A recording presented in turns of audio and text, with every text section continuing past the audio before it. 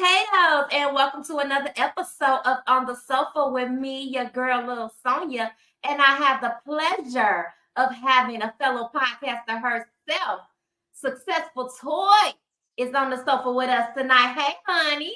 Hey, how y'all I doing? was just calling her the hardest working podcaster I know. Thank you, thank you. Somebody seeing my work. That means I'm doing something right. Man, because she always got something streaming, but I'm here for it and I love it. So, Thank Toy, I don't know if you got a chance to check out any of my episodes, but what I like to ask my guests before we dive deep into anything else is to pick a number for me, no greater than your current age. Let me know what that number is. 11. 11. I love that number. Okay, Toy, so now you have the pleasure of letting us know how 11-year-old Toy ties into the successful Toy today. Shit. Okay. Okay, so the 11-year-old toy has nothing to do with this toy today, baby. The 11-year-old toy made this toy who she is right now. I feel like that's why I'm like so kind of like not uptight, but the 11-year-old me, she was touched by somebody she wasn't supposed to be touched by. The 11-year-old me was, ugh, like, I was living with my grandma. She wasn't playing that shit. I was living with my, wait, I can cuss on here? Uh-huh. Okay. We ain't on TikTok. Okay. And yeah, because they just, yeah, we'll talk about that off. Yeah, the 11-year-old me, like, I stayed in fights because people used to call my mama a crackhead because my mama used to do drugs. So my grandmother raised me. So I had to get in fights. And these are people that used to be my friends. And then when they fall out with me or they get mad at me, they want to bring up my mama addiction in my face and things like that. The 11-year-old me, I wasn't a hot ass, but the 11-year-old me, they always used to call me a liar. So when I was touched, I never told nobody until I was 33. I didn't tell my mom until I was 33 years old. I've been there. I've been there. Yes. Yes. So the 11-year-old Toy is the part of you that's either healing or has healed. Yeah. Has I'm healed.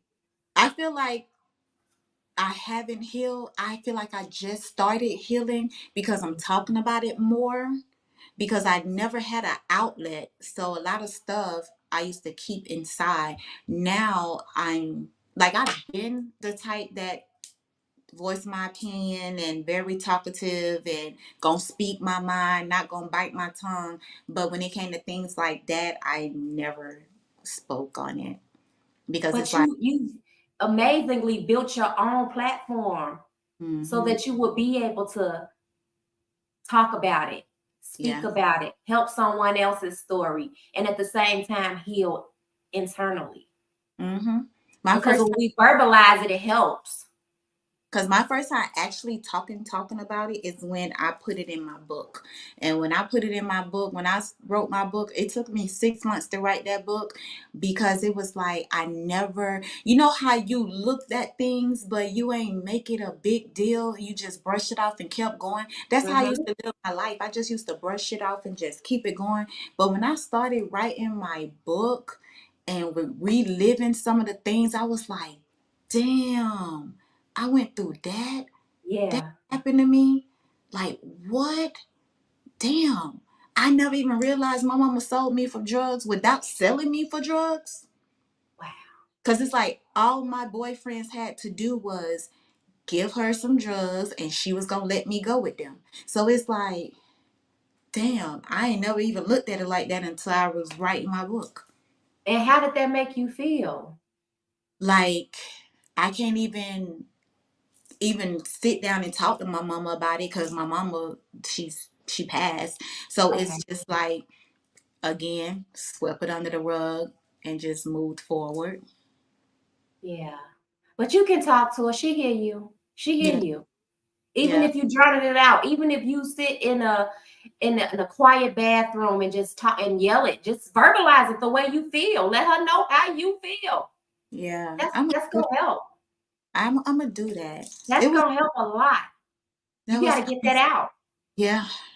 You And gotta get that out. I used to And be I the feel like type. if you verbalize it, that'll be the best for you because you already did the book. Mm-hmm. Yeah.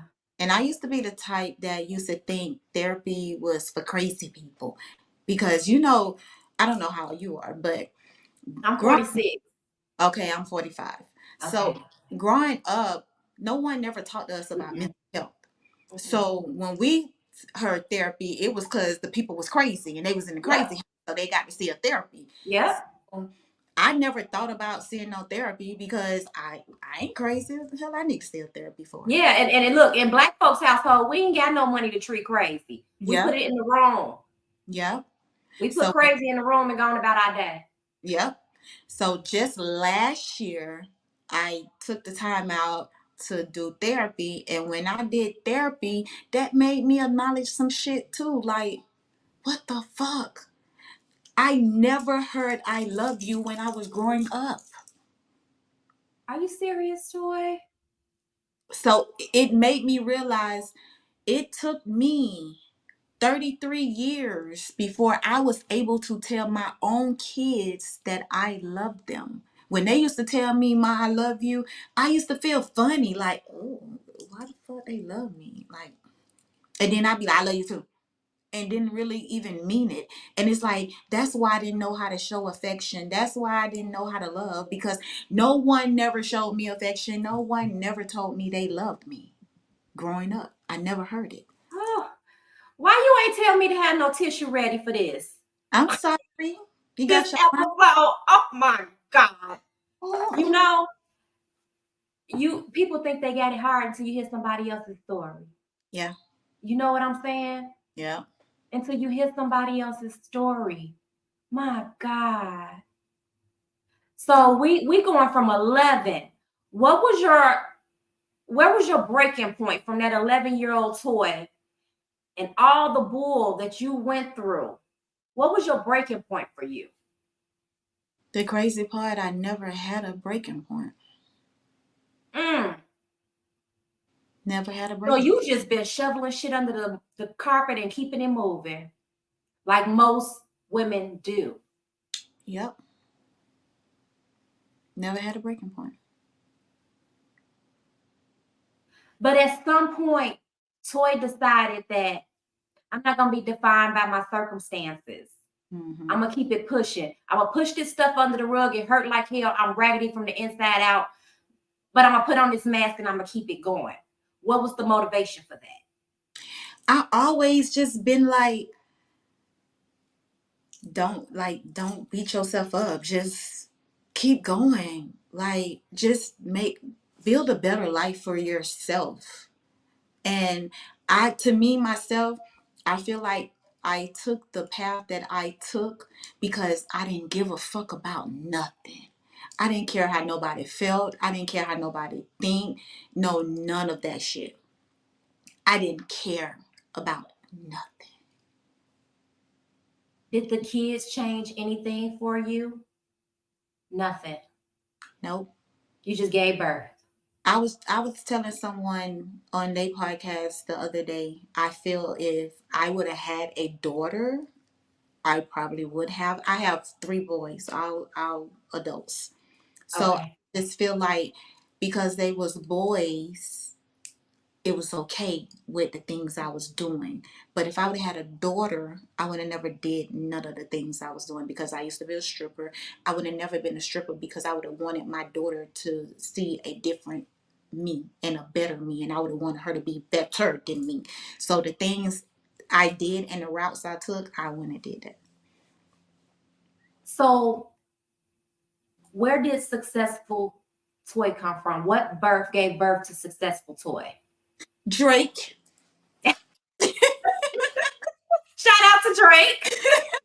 I was on my way back to the strip club because I was the type of dancer, like I always had a 9 to 5 also. And then sometimes when the money be better in the club, I stop working, then I just dance. And then when the money get low in the club, I go back to find me a job. So it was this one time I was going back to the strip club, and I was like, what am I going to name myself? Because I'm quite sure, because my old name used to be Paradise. So I was like, I'm quite sure it's a fucking paradise in the club. So if it's the paradise in the club, what the fuck am I going to use? I be damn. On my way to the club, Drake's song came on. I just want to be Hey, successful. I was like, successful. That's my I name. love it. I And love it. guess what? I haven't heard of now another successful in a strip club since me. No, I don't think I've heard of one either. Uh-huh. And I've been to a few. Yeah, they Hmm. all paradise and all those beautiful names. Yeah. Successful is that's boss energy. Yeah. That's straight boss energy. Drake was talking about me. So we got writer, we got your book going on. Let's get into the entrepreneur toy because we doing lashes. Yup. We doing lashes now. We doing eyebrows now. Girl, I don't have so many businesses to it's insane. My first business was an online boutique. I was doing really, really good. Had people from out of states ordering from me wholesale, because I used to allow people to buy wholesale from me. And then I ended up meeting this guy, and we broke up, and he kind of like hacked my Instagram and took my customers from me, was scamming them, taking their money, and they was looking at me like I was doing it. One girl actually tried to sue me and everything. And then Oh my I kind God. of like fell back from that for a little bit. Then I had a lipstick line, did amazing, and just stopped when the money got low. I had a nail salon. I did nails and pedicures and stuff. Um, in the supposed to been when I was dating this guy, he was supposed to be taking care of the house bills, and I only supposed to be taking care of my shop bill. And one day my kids called me and talking about the lights was off, and I'm like, "What you mean the lights are off?" They was like, "Mom, the lights off." So I leave my shop, go home, snapping, like, why the fuck? I thought you were supposed to be taking care of this. So I end up like leaving my shop. Then this t-shirt line that I have, my Are You Successful? I started that in 2014. I'm just rebirthing it. Okay. And then yeah, the new journey that I'm on is the lash and the eyebrows. Okay. And how's that going for you? It's starting off slow because I'm just getting into it. I haven't Okay. took my lash class yet. I go to Atlanta on the 23rd to take my lash class, but I did my eyebrow class last Monday. So now I'm just trying to build my clientele and get as many models I can get to perfect my craft. Now, are you in a shop with that or are you doing Mhm. it At the house. straight up? You a hustler, baby. I love it. I admire it. I straight up do. So we got the entrepreneur. So now we're gonna get into the podcasting because everyone would like to know how this successful toy from such a lengthy and long and kind of brutal growing up. How did you come to the point where, hey, I'm gonna build this platform and I'm gonna tell my story and anybody else's? This the second time me having a podcast. The first one I had a co-host. It was called Sip Tea with Toy and B, but it was only focusing on the LGBT community. And I just feel like that wasn't me. Like I'm more than that because I don't have a problem with speaking that I done been with men's before. And that platform, she only wanted to talk about the gay community. Like I don't want to just talk about the gay community. I Yeah. other shit too.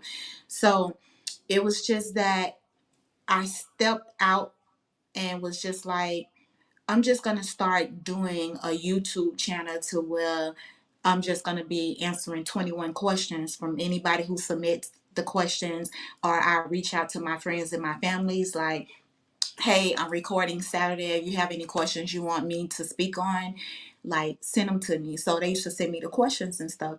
So I just took off from there, and then I started like having my friends to come on with me because they were like, "Girl, I want to do one with you." So I started having them coming on with me, and then I was just, and every time somebody came on, they always like, "I like your podcast." I was like, "This not a podcast. It's just a 21 question. That is it. It's not a podcast." And they was like, "Yes, it is. It's a podcast. We call it a podcast because it's a podcast." And then I was just like, you know what? Fuck it. It's a podcast. So I just turned it into a podcast. I like the concept of 21 questions. I love that. Yeah. But your original podcast, when you had the co-host, who came up with the concept that it would be just geared towards the LGBTQ community? Was that jointly, or was that supposed to be like an episode, or maybe a sub context? It was kind of like, I ain't gonna just say her. I think it was kind of me and her because I have a girl, and then she at the time she was married to a woman. So I think it was just me and her because it really wasn't, well, in our community, like it wasn't no platform for the gays. But at the same time, the gays wasn't even coming on our show. So it's like when it became the Pride Month, then yeah, we had a dedication for that month. For we had like a trans on there, bisexual, non-binary, like from different titles. Okay, yeah. Yeah. So that was just that, but it was just like when it came down to the footwear, I was the one getting the gas. I was the one marketing, promoting more and all that stuff. Like I'm the one that did everything. So it was just like I could do it on my own. Yeah. Yeah. And I That's don't like crazy. joining partners with people when I'm doing all the legwork. Like I don't like that. Yeah, because we should be splitting the responsibility. Hmm. And you don't want to split the check. Yeah. So we should be splitting the responsibility. Yeah. And I think it's crazy. And I asked that question to see if you would give me the response of not getting the support from the community that you were supporting and that you were, putting on the platform. Because that's how it is. And Hmm. I don't understand it. I don't understand it. You and your partner, your co-host, decided to give that community a platform and there was no support. Yeah. And then it was That's just like everybody that used to watch our show, it was more of her people. Cause me, you gotta understand, like I done been a stripper, I done been a bartender, I don't had all these businesses. So everybody that's on my platform is more straight guys than anything. So it's like they not gonna tune in and hear us talk about no gay shit. So it's like, what the fuck? So now it's crazy since I stepped out on my own. Like I can get any and everybody on my show. Like I'm not just focusing on the gays and you know. because you're appealing to a broader audience.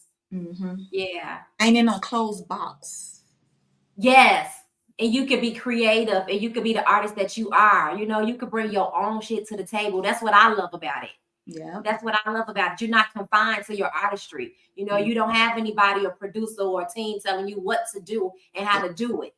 Yeah. Because it's plenty of times too when I wanted to do a certain show, like I wanted to do a show focusing on strippers. I wanted a female stripper on there. I wanted a male stripper on there, and I wanted a stud stripper on there. Oh, And that sounds fun. her question was to me like, what is the purpose? Why? What? So from there, it was just like, I ain't bringing nothing else to the table because She asked that question, and as soon as your idea become a documentary on Netflix, because that's what it sounds like. I was an older stripper. I done been in the game, so I was gonna be the older stripper that can speak on the game and how it done changed from when I was dancing to now. Have a girl that's in the strip club right now, and we all talking about how the game is like so different, and the difference between a male stripper and a female stripper and the stud stripper and the regular stripper. Like, what is the difference with all of us? All us in it for different reasons, but we doing the same thing. But what is so different about it? Yeah. Like that was my whole concept. You know what? Fuck it. I'm finna do it on my show. Just thought about it. But it was just like that, and it's like, what? So it was just like, yeah, I can't, like, yeah, I'm just gonna do this shit until I figure it out, and I figured it out. And it's going, and it's Mhm. going. How long have we been streaming? I myself started last year by myself, but me and her was 2 years. Okay. But I started by myself last year. And as you know, I have three different segments. I have a 21 regular question. Then I have 21 with a twist, which is a fun drinking sexual game. And then I have conversations where we focus on the person's mental health. So, I love it. yeah. I love it.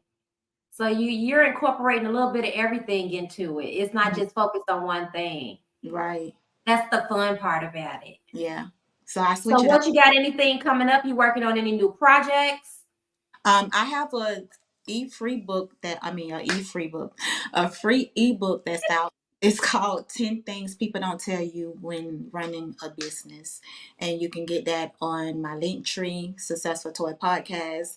I have my t-shirt brand and my hoodie brand, Are You Successful? The backstory on the Are You Successful is basically like everybody wants to be successful, but are you successful? Are you full of success? Are you Yeah, just full? I love that. So Where that come from? for me, for me, because I it's love so it. crazy. Because when I used to be on stage, sometimes I used to dance in I don't know, you know about Fort Lauderdale. Uh-huh. When I used to dance there, the DJ, it used to be this one DJ. Whenever I used to get on the stage, he always used to say, "Successful," and then he'll say, "Are you successful?" And I'm like, "Yup, bitch, I Love it. am." So you know I gotta ask you, since you a stripper from Florida, you know Jocelyn Hernandez. Yep, her name was Chanelica. I know That's what Dan said. I know Chanelica. I don't know Jocelyn Hernandez. I know Chanelica. I know the Chanelica that was dancing underage that had a pimp. That's the Chanelica I know, and she was the head bitch in charge. But yeah, I know Well, she. she still carry that energy to this day. Yeah, that's why she's so comfortable with niggas, just like how Stevie J was, because she had a fucking pimp. She had a pimp. So and Chanelica, now honey. she pimping the hoes. Ain't no way I can be on her show Yes, she talking to me is. crazy. You ain't finna be talking to me crazy, bitch. I don't give Mm-mm, who you is. mm-mm. You had no desire to try out for a cabaret? Hell no. Not when I seen how she be talking to them girls. I'm like, oh hell no. Baby Yeah, man, you've been a caught a case on man, Jocelyn. she would have been man. Okay. Yeah. Uh-uh. I be thinking, because I love me some ratchet TV. I gotta balance out my life. I ain't Yeah, yeah, ain't me too, drama in baby. my life. My life is peaceful, so I need to watch other people drama. And I was just telling my girl last night, I was like, because she was like, girl, you be so in tune with this ratchet ass TV shit. I said, girl, you got to have some ratchetness in your life. I said, but I could never go on none of these shows, because baby, I'm too old to be doing all that motherfucking fight. Because you're going to have to. Yeah, you gonna have to, because Ain't them going to little, be no way around it. I You're can't do going it. to have to. I don't know. Listen, I know how to fight, but I'm saying I don't know how to fight. I know how to run your ass sofa. I ain't fight. I don't fight. I run your ass sofa. You get me pissed enough, you better let me be behind a wheel. I will literally, if I'm arguing with you and we at a club and you get me so upset, I'm gonna leave out the club and go sit in my car, and I'm gonna park somewhere so I can see you walking out the club. And when you walk out that club and in the middle of that parking lot, I'm running your ass over. So you yielding results. Nothing Huh? but results. Hmm. I think I changed. I think I changed. I'm lying, I ain't changed. I guess all y'all Florida folks alike. The vibes up out of Florida. I How changed. far are you from Miami? I was living in Fort Lauderdale, so that's like I know 10. that's nowhere. Because we can Yeah. fly into Fort Lauderdale. Yeah, but I was born and raised in Belgrade, Florida, and that's like an hour away from Miami. Okay. Yeah. Okay. Okay. All And then I right. moved to West Palm Beach, Florida. So you're in West Palm Beach now? No, I'm in North Carolina. I stay in North Carolina now. Oh, you're in North Carolina. Hmm. Okay. Yeah. I ain't gonna say I'm a Carolina girl because baby, they too country up here. But yeah, What took you to Carolina, to the North Carolina? work. Work. Yeah, my girl, she was working at Publix, and then I ended up getting a job at Publix, and we came up here for work. So do you feel like you have more support in North Carolina than you did Florida, or it's about the same, or Um, I can say this: my friends up here are way more caring than the bitches in Florida. They ain't no fucking haters. They just the one my friends up here though, they just don't know how to support. Like they so accustomed to the way they is up here to it's like they don't know about support. And I have to tell them like you don't even have to get nothing from me. Just y'all know I'm not from here. Just post my stuff on y'all page and then the people will come. that's all it takes. They That's don't all. know that. If you have friends that's not business minded, they not gonna think like, oh, I'm gonna share my friend's stuff. So you have to Yeah. tell them. If you don't tell them, they don't know. So I don't even be faulting them. And You I don't got some of them that won't even like your post. but one thing I can't say about my friends now, they gonna be liking it and they gonna hype me up like a motherfucker. That's what I love Yeah. about that's what I love about my friends in North Carolina. Now them hoes back in Florida. They ain't sharing your shit. They ain't liking it. But then when they get on the phone with you, they friend, I see you doing this and that. Well, how you ain't liking and you ain't sharing. Right. But then they want you to share their shit. Of course.